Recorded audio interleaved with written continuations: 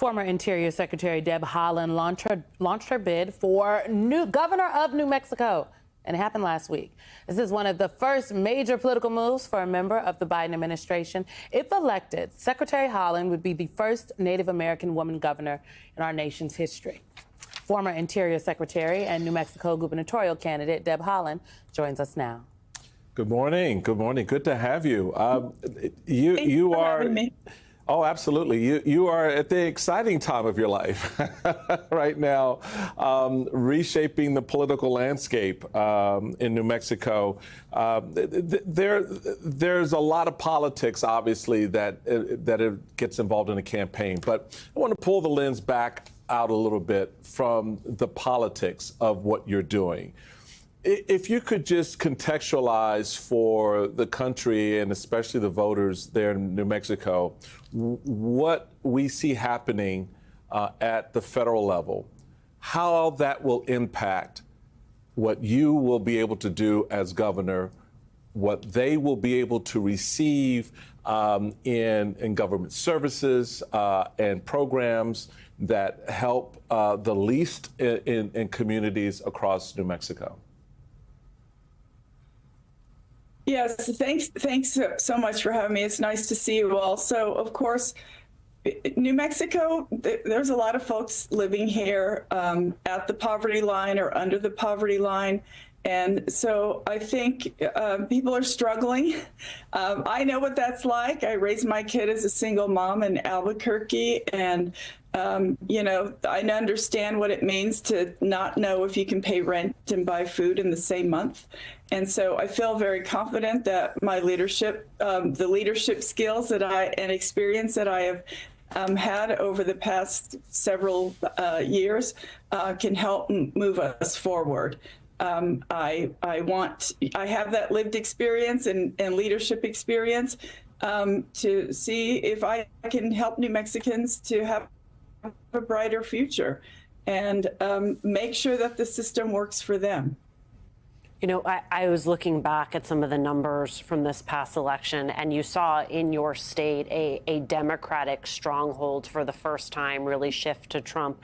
This is some reporting from the time. Trump's 3-point win in Socorro, which is 50% Hispanic, 15% Native American, after Biden took it by 7 points in 2020, is emblematic of inroads the Republicans made in counties with high poverty levels, something you referenced, and those with large Hispanic or Native American populations. That's according to Edison Research data. How do you bring communities like that back into the fold? Exactly. And I feel like that's what I'm good at. I started out as an organizer, right?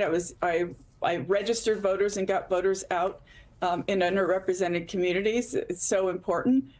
One of the things that I'm doing after I launched my campaign, I'm here in Las Cruces, New Mexico right now, in fact, in southern New Mexico, ready to have several roundtables. We're going to go out and meet people. I think what I really want to do initially is listen to people. We need to do more listening than talking. We need to hear what people's struggles are, how they see the future, what the ideas that they have. They want to be listened to. So I'm going to do that in my campaign as I've just started. And so we're doing a state tour and making sure that I am going to all those small communities and hearing people out.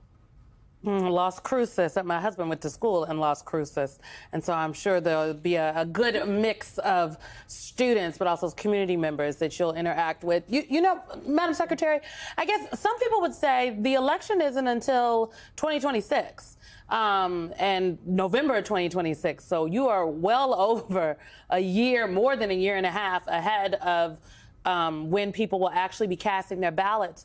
Why announce now?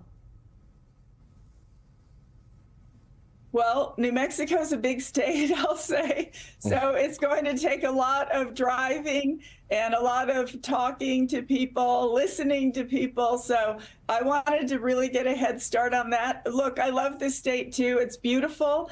Just before you had me on, we could hear the geese flying above on this beautiful sunny day here in Las Cruces. So I'm ready.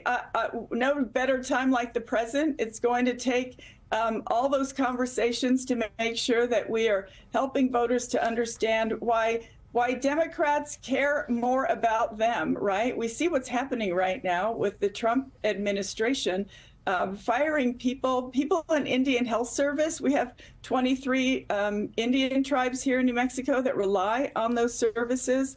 BIE, Bureau of Indian Education, people being fired right and left. It's really a terrible, terrible time. And so I'm ready to step up. I'm ready to make sure that the VA has what they need to care for their patients. It's really devastating here for our communities. And as we have mentioned, folks are struggling. And on top of that now, they're going to have to struggle even more because of the chaos and the cruelty that this president is putting forward. Secretary Deb Haaland, thank you very, very much for your time.